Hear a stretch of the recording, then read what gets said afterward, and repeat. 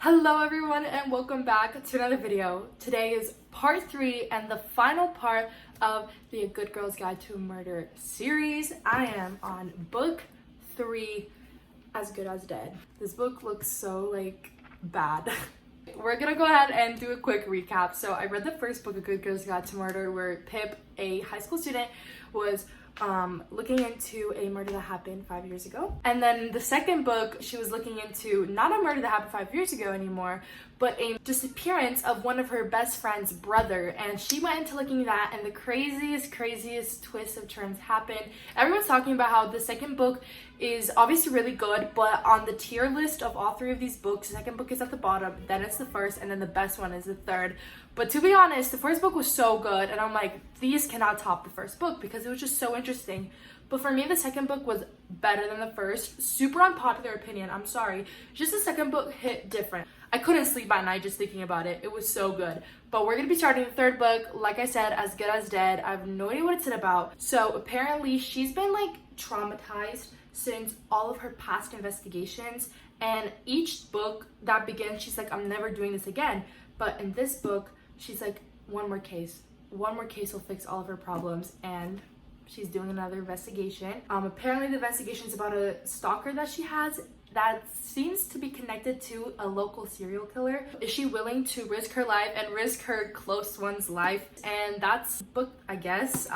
Let's just get started reading. Good morning, guys. It is currently the next morning and I'm filming on my iPad because my phone, I didn't even charge my phone. Sorry for the different quality. It is, yes, the next morning, and I've hit 100 pages. I read 100 pages last night. I'm on page 100.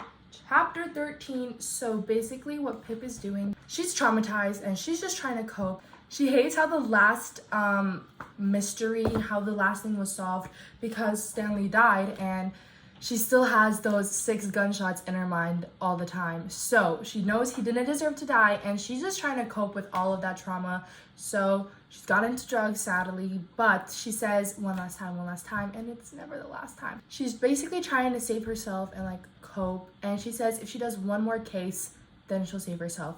And then she found this Jane Doe case from a lady that went missing or whatever, and she's like, if I save Jane Doe, I'll save myself. But then she ends up finding that she's getting these little threats here and there, and she keeps getting the same tweet that who will look for you when you're the one that disappears. And that's been happening for 8 times. And then she's been seeing weird chalk drawings on her road of stickmen without a head.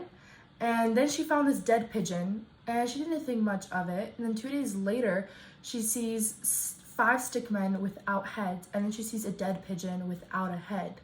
And people are like, oh my gosh, it's a cat, don't worry, it's not much. And she goes to the Detective Hawkins, and again, for the 3rd time, he's like, I want to help you, but that's not enough information. And then she shows him a photo because while she was on her run, she saw this chalk drawing that said, dead girl walking. And she's like, yeah, that one was for her. That was what she heard, and she's like, this is a threat, people are talking about it. And then she's like, what if it's all related? What if it's all correlated? And then she sees all these stickmen without heads, and then she sees that dead pigeon without a head. And here they have a photo of those. So here's 1 stickman, 2 stickmen, 3 stickmen, and then the other 2 are right here. Forget Jane Doe, save herself to save herself, because she thinks she's connecting all the points that her stalker is somehow related to a local serial killer. But I'm gonna continue reading throughout the day. I do have school today, so I'll be back after school and tell you how much I've read, how much I know about it. So yeah. Good morning, everyone. Update time. I put a cover over the book because whenever I'm reading and my sister's around, I don't want her to be like, oh my gosh, are you reading As Good as Dead or whatever? So I just put this cover around it. But basically I'm on page 189, so I'm definitely a big step from last time. But let me go ahead and tell you what happened so far. So basically, after going to Detective Hawkins, she decided to get the number of Billy Carcass or whatever his name is, and they found out that Billy is the DT murderer, duct tape murderer. And apparently what the duct tape murderer would do, he would always leave dead pigeons in front of the next victim he had. And for his first victim, he would put one And there was a report from when he got his fourth victim, he would put 3 headless chalk drawings in front of her house, and obviously the first dead pigeon, and then a week later, the second dead pigeon that was headless. For the 5th victim that he had, which was over 5 years ago, Pip actually talked to the sister of that victim, and the sister of that victim told her all of the things that she's noticed before she died. And all this happened with the occurrence of 1 week before she died. She said that her sister always saw these chalk drawings in front of her house of 4 stick people that were headless. And she would also find these dead pigeons and another dead pigeon headless. So apparently, Pip was right when it came to this is definitely an experienced murderer or whatever, stalker. And then Pip is also very concerned because she not only did she see dead pigeons in front of her house, but she saw 5 headless stick figures. And basically, before the 5th victim, there was 4 headless stick figures. Before the 4th victim, there was 3 headless stick figures. And now if Pip becomes the 2nd victim, there was literally 5 headless stick figures in front of her house. So obviously meaning Pip is marked the next victim. And apparently they found out that this duct tape murderer is a white male between the ages of like early 20s to mid 40s. And they all said that it is Billy because they apparently confused this guy named Billy over 5 years ago, and they kept asking him because they saw Billy with one of the bodies. Billy only noticed the body and he was trying to save the girl, but he didn't notice that girl was already dead. So his DNA was all over her body, and they're like, it was you're the one who killed her, even though he wasn't the one. But for all these years, even Pip believed that he was guilty. And then she got the contact information of the mom, and the mom gave all the transcripts from all of the trials and all these interrogations, and she finds out that Billy's actually innocent, but he was drunk the next morning. So lots of people were confusing him with tons of different questions, and when you get confused with questions, you don't want to accidentally lie. And then he ends up saying, wait, am I guilty? Even though he's really not guilty. Then he pleads guilty and admits it, even though it wasn't him. So she's like, is the real duct tape murderer not in jail? And then this random innocent guy is in prison and has been in prison for over 5 years now. It's crazy. It's a whole thing. Like, even one of the girls literally died on the same night Andy Bell has, and it's just a whole thing. So right now, she's like, screw Jane Doe, save herself to save her health, save herself to save herself. And it's a whole thing. Like, I'm sorry if I'm repeating things, but like, it's really confusing. So I'm this much into the book, still got quite a bit to read. So yeah, that's my current update. Hey guys, it is like so many days later. Let me just tell you, it is Tuesday the next week. I don't even remember what day I started this book. Pretty sure it's Thursday. But I'm sorry. I'm gonna be really real for you. I finished the book, and this one took me the longest to read out of all of them. I'm gonna be completely honest with you guys. I did not care. Like, I did not really enjoy it. So apparently the duct tape murderer is Jason Bell. She found out because Jason Bell started attacking her. He stole her, he kidnapped her, put her in the trunk. She was trying to get out. He taped her wrists, her ankles, and then taped over her mouth. And then later he started taping around her head and everything, and she was literally about to die.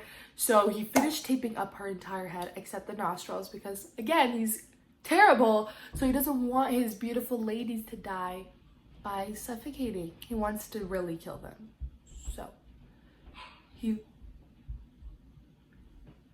leaves Pip there, and he goes out of his warehouse to go get something. I don't know what he does, but in that moment Pip is like imagining Ravi talking to her and helping her get out, and she's like, no, I can't do this. But she's like, I didn't even get to say bye to everyone I loved and whatever. So long story short, she ends up getting rescued. She escaped. She started unwinding the duct tape and everything, and she's like behind the bushes outside. And then she sees that Jason is going back, and she's like, oh my gosh. So out of like, just like, she just did it. Like, I don't know, she didn't even think about it. She took a hammer and she swung at him, and she swung at the bottom of his, like at his neck, bottom of his head. So that's like fatal. She swung again and again and again. I'm pretty sure it was like 11 times, and he died, obviously, because 2 times is enough to kill a man right in that spot. So yeah. And she was like, oh my gosh, I committed murder. But like at the same time, she wasn't committing murder. She was self-defense because that guy was literally killing her and she was his sixth victim. So she killed him out of self-defense. But she didn't think like that. She thought that I really killed this man. So she's trying to, like, she asked Robbie to help, and now they're just trying to make alibis and go all the way everywhere to make sure her name is clear. And she's deciding to frame Max Hastings, of course, because Max Hastings is not pleaded guilty in any trial, even though he is guilty of rape and of all those bad things that he was not getting guilty of. And Pip hated that so much, and so did everyone in the town, because all the girls be messed up by that guy, and that guy's not even getting punished for it. So yeah, long story short, I keep saying that, I'm sorry, it's just a long story in short. This was 450 pages. It did not need to be this long. And the whole, like, this whole part, like the whole front part of the book was my favorite part, because she was her classic investigation self, investigating who the duct tape killer was, and that was cool. But then got the moment where she's like trying to make herself an alibi, and she's the one who was like, instead of being the investigator, she's like the criminal, I guess. Anyways, she basically lives in guilt the whole time for framing Max Hastings, and he does get in trouble, but she doesn't. Max is like, I know you did it, and she's like, be happy I didn't put you in the ground too. He's like, she's crazy, she did it, I promise you. Pip is like, no, it wasn't me, it was obviously Max, because she would take all of Max's alibis and like dump them in the trash and then frame him, take his shoes. She was in this house at the time and whatever.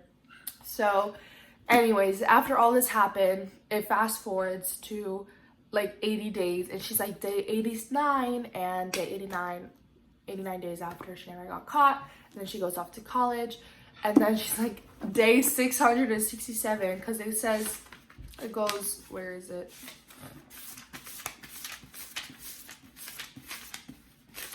I hate how this book ended. I hate it. I literally hate it. Look, 1 year, 7 months, and 28 days later, 694 days. Like day 694.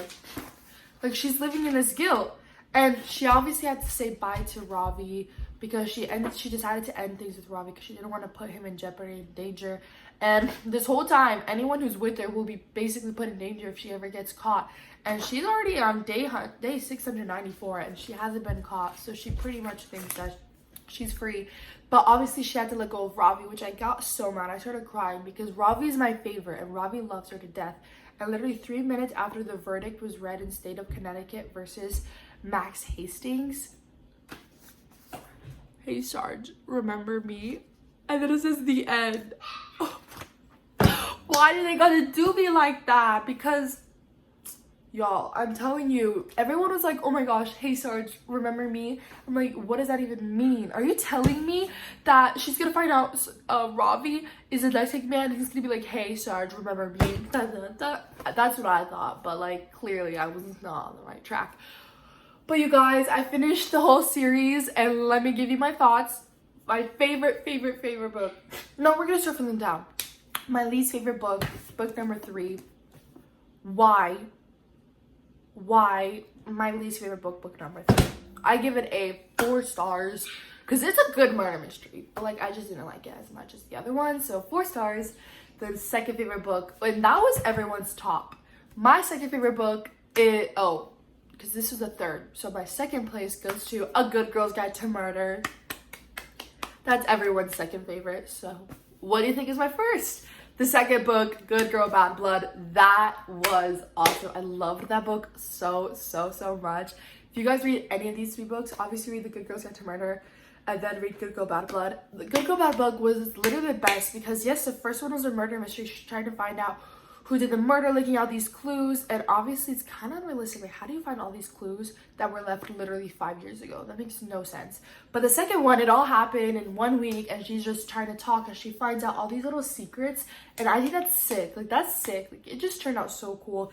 Everyone who read this series, their third is Good Girl, Bad Blood, then Good Girl's Guide to Murder, and then their best is As Good as Dead. Mine is the exact opposite, because my third and then second is the first book, and then first is Good Girl, Bad Blood. Like, y'all, I love that book so much. It's probably gonna be one of my favorite like mystery books. But yeah, that is it for today's video. If you guys want to see me talk about the entire series in one video, I can do that because these videos are really long and it's just about each book differently. But yeah, thank you guys so much for watching. I love you guys so much. We finished a series for the first time on video, even though this is like my 4th series I finished. But yeah, I love you guys so much. See you guys next time. Bye.